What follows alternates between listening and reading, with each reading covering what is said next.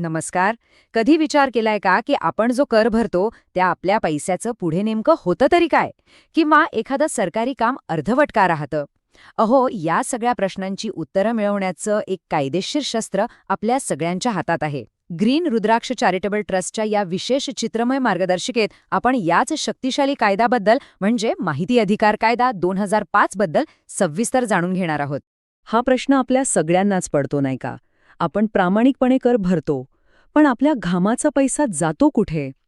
सरकार मोठमोठ्या योजनांची घोषणा करतं, पण त्या आपल्यापर्यंत पोचायच्या आधीच गायब कुठे होतात?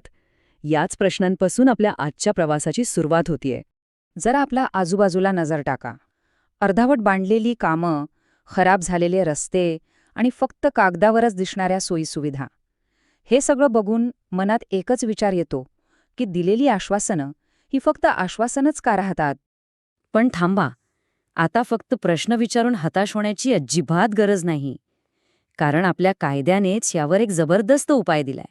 एक असं साधन जे प्रत्येक सामान्य नागरिकाच्या हातात प्रशासनाला थेट जाब विचारण्याची ताकद देतं. आणि तो उपाय म्हणजे माहिती अधिकार कायदा 2005.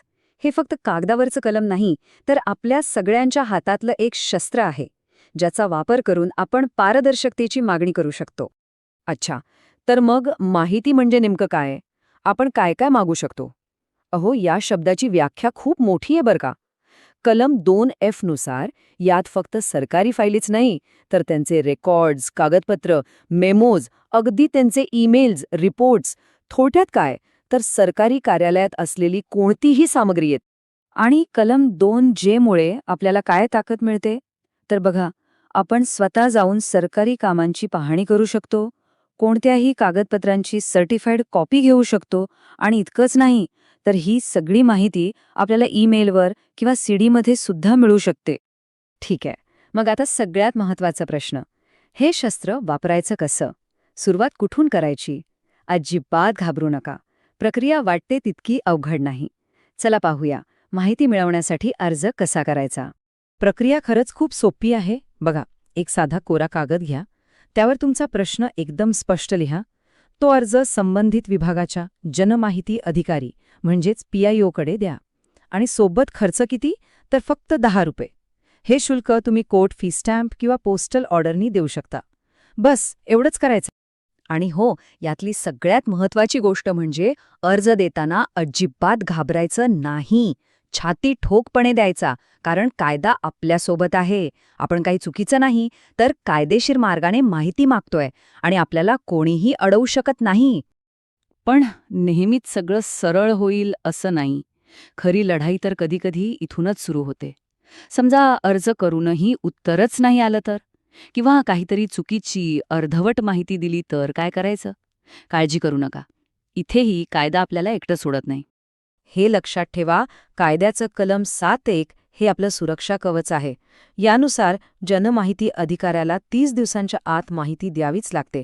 हे बंधनकारक आहे, म्हणजे टाळाटाळ करायला काही चान्सच नाही. बरं, मग 30 दिवसानंतर काय होईल? 2 शक्यता आहेत. एक तर तुम्हाला हवी ती माहिती मिळेल आणि पारदर्शकतेचा विजय होईल. पण दुसरी शक्यता म्हणजे माहिती नाकारली जाईल किंवा चुकीची दिली जाईल. मग काय करायचं? पहिला टप्पा, त्यांच्याच वरच्या ऑफिसरकडे पहिलं अपील.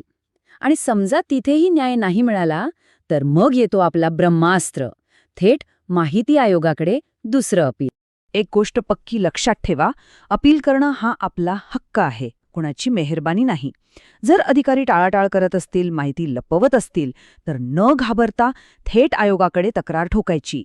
हीच तर आहे एका जागृत नागरिकाची खरी ताकद. आता येतोय आपण ह्या लढाईच्या शेवटच्या आणि सगळ्यात निर्णायक टप्प्यावर.